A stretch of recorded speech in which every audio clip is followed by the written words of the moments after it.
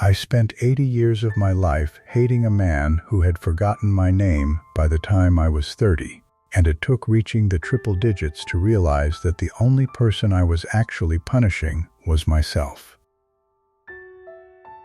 My name is Arthur. I am 102 years old, and for most of that century, I carried a heavy, jagged stone in my pocket that I thought was a weapon, but it turned out to be my own anchor. I want to tell you how I finally let that stone go, because if you're carrying one too, you need to know how much lighter the walk becomes once you drop it.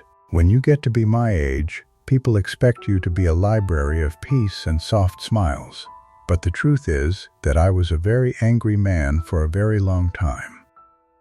I grew up in a world that felt like it was constantly trying to take things from me, and by the time I was 25, I had decided that the only way to survive was to never forget a slight and never let anyone off the hook. I grew up during the Depression, and then I went off to a war that stripped away whatever gentleness I had left. So by the time I came home, I was hard. I married a woman named Martha who was far better than I deserved, and we built a life in a small house with a garden that she tended while I tended to my grievances. There was a man named Silas who worked at the mill with me back in the late 40s, and we had been friends until a promotion came up that we both wanted. He got it by telling a lie about my character to the foreman. A small thing, really, just an insinuation that I couldn't handle the pressure, but it cost me the position and the raise we desperately needed for our first child. I swore that day I would never forgive him, and I didn't. For 40 years, I saw him at the grocery store or at town meetings, and I would feel that hot, sharp surge of adrenaline in my chest. I would turn my head away and mutter something bitter under my breath, and I'd go home and recount the story to Martha until she would just sigh and leave the room. I thought my anger was a form of justice, like as long as I stayed mad, he hadn't truly won. But Silas died in the 90s, and I found myself standing at his funeral. Not out of respect, but out of a strange sense of competition. I looked at his casket and realized that he was gone.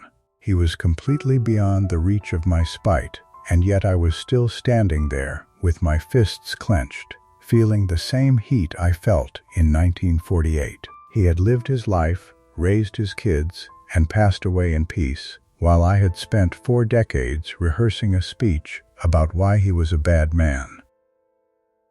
That was the first time I felt a flicker of doubt about my philosophy, but I wasn't ready to let go yet. It wasn't just Silas. It was my brother too. We had a falling out over our father's will in the 70s, a dispute over a piece of land that wasn't even worth the legal fees we ended up paying. We didn't speak for 15 years. I missed his children growing up, and he missed mine. When he got sick, I told myself that he was the one who should reach out first, that he was the one in the wrong. I waited for a phone call that never came, and then one Tuesday morning, my sister called to tell me he was gone. I sat on my porch for 6 hours that day, looking at the empty chair next to me, realizing that I had traded 15 years of brotherhood for a few acres of dirt that neither of us was ever going to use. You start to realize, as you cross 90, that your memory is like a sieve, and the things that stay behind are the ones you've spent the most energy holding on to. I could remember the exact words of an insult from a neighbor in 1962, but I was starting to struggle to remember the sound of my own mother's laughter. That is a terrifying trade-off to make. I started to look at my life and see these black spots where I had cut people out, or where I had stayed in a room but kept my heart locked tight. I saw that my children were careful around me because they didn't want to trigger one of my moods about the past. I had become a museum of old hurts, and I was the only person buying tickets to see the exhibits. The turning point came when I turned 100. There was a big party, lots of people I barely knew, and one young man, a great-grandson of mine, asked me what the secret was to living a long time. I gave him some canned answer about oatmeal and walking, but later that night, as I was lying in bed, I realized I didn't want him to live a life like mine.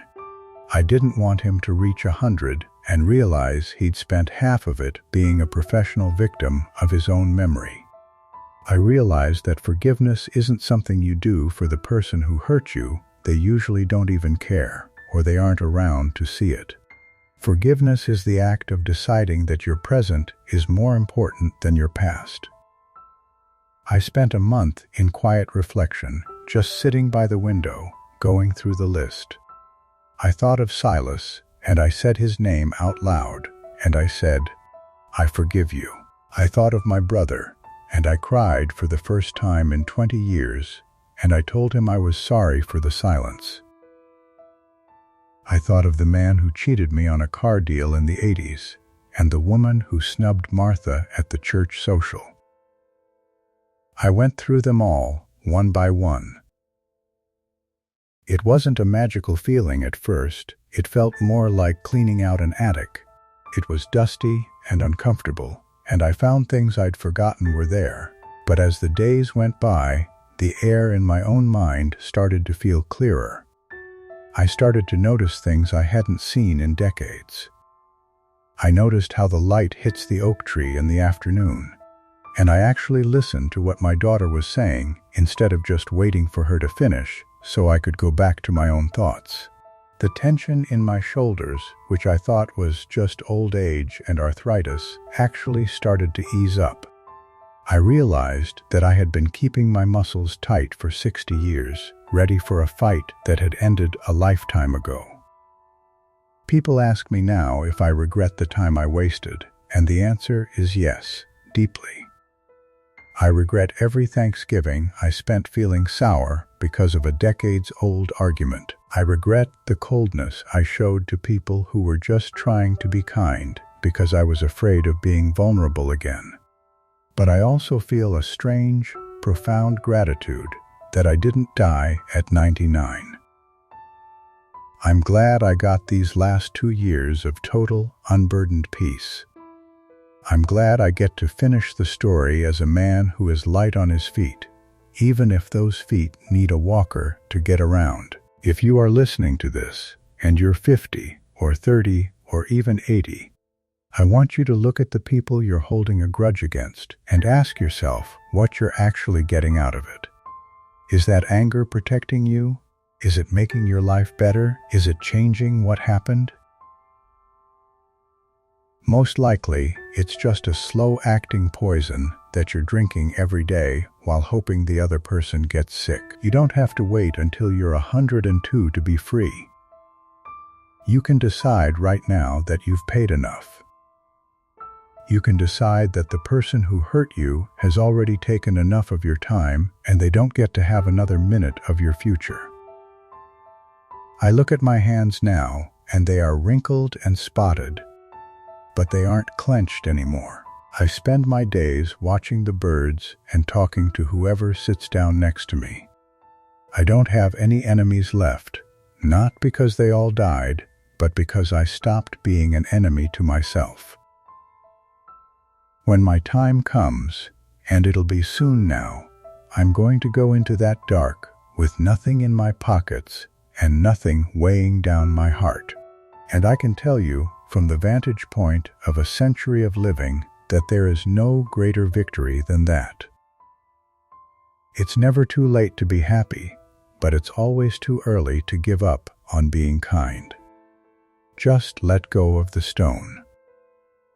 You'll be amazed at how well you can swim once it's gone.